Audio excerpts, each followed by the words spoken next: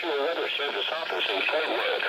The preceding signal was a test of the public warning system for weather radio station KEAS 56. During potentially dangerous weather situations, specially built receivers can be automatically activated by the signal to warn of the impending hazard. Tests of this signal and receiver's performance are normally conducted by the National Weather Service each Wednesday between 10 a.m. and noon and between 6 and 8 p.m. If there is a threat of severe weather, the test will be postponed to the next available good weather day. Reception of this broadcast, and especially the warning alarm tone, will vary at any given location.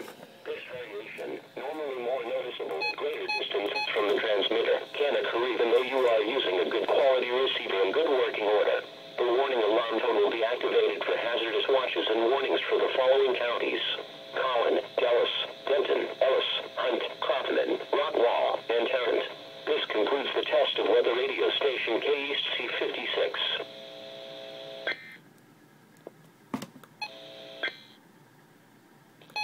Time for the regional weather synopsis.